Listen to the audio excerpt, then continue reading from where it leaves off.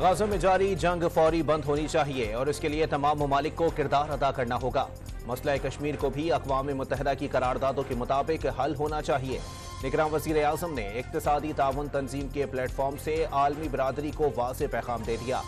ECO forum کو باقاعدہ تنظیم کی شکل دینے پر زور۔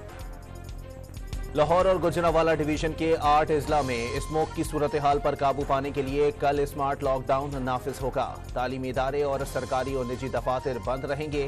اشیاء ضروریہ کی دکانیں، میڈیکل سٹورز، پیٹرول پمپس، کال سینٹرز اور انٹرنیشنل IT سینٹرز مستثنی قرار۔ چیئرمین PTI کی اہلیہ کی قریبی دوست فرح گوگی کے اثاثوں میں ہوش ربا اضافے کا انکشاف۔ 2017 سے 2020 تک 4,520 ملین روپے کا اضافہ ریکارڈ۔ 3,825 ملین روپے کے اثاثے ظاہر ہی نہیں کیے گئے۔ نگراں وزیر اعلیٰ سندھ اور نگراں وزیر صحت سندھ کے اختلافات شدت اختیار کر گئے۔ ڈاکٹر سعد نیاز کے مقبول باقر پر یک طرفہ فیصلوں اور بے جا مداخلت کے الزامات۔ عوامی سطح پر معافی مانگنے کا مطالبہ۔ چیئرمین IPP جہانگیر ترین نے ماضی بھلا کر آگے بڑھنے کا مشورہ دے دیا۔ ٹیکسلا میں ورکرز کنونشن سے خطاب میں ملک کو آگے لے جانے کے عزم کا اظہار۔ عبدالعلیم خان نے چیئرمین PTI پر طنز کیا کہ شوکت خانم دکھا کر بزدار دے دیا گیا۔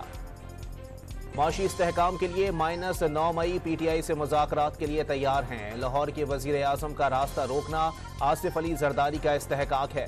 لیگی رہنما رانا ثناء اللہ کی صحافیوں سے غیر رسمی گفتگو۔ ہر قسم کی دہشت گردی کو کچلنا جانتے ہیں۔ افغانستان کی حکومت تند و تیز بیانات دینے کے بجائے دہشت گردوں کے مراکز ختم کرے۔ وزیر اطلاعات بلوچستان جان اچکزئی کا مطالبہ۔ رجسٹرار سپریم کورٹ کو متعدد انتظامی اختیارات تفویض کر دیے گئے۔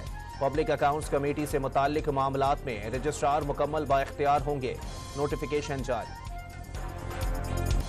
خیبر پختونخوا ملک میں صوبائی محکموں کی ڈیجیٹلائزیشن کرنے والا پہلا صوبہ بن گیا۔ Khyber Pakhtunkhwa digital work space کے نام سے گورننس پلیٹ فارم باضابطہ طور پر لانچ کر دیا گیا۔ ملک میں مختلف اضلاع کے ماحولیاتی نمونوں میں پولیو وائرس کی تصدیق۔ کراچی سے 4، چمن سے 2، پشاور کوہاٹ اور نوشہرہ سے ایک نمونوں میں پولیو وائرس پایا گیا۔ کوئٹہ کے بعد کراچی میں بھی کانگو وائرس کے وار۔ نجی اسپتال میں زیر علاج مریض میں وائرس کی تصدیق ہو گئی۔ متاثرہ شخص کی حالت خطرے سے باہر قرار۔ کراچی میں شہری کو ٹریفک پولیس اہلکار سے بدتمیزی کرنا مہنگا پڑ گیا۔ ویڈیو وائرل ہونے پر پولیس نے مقدمہ درج کر کے تلاش شروع کر دی۔ اور ورلڈ کپ میں سری لنکن ٹیم نے نیوزی لینڈ کو اہم میچ میں 172 رنز کا ہدف دے دیا۔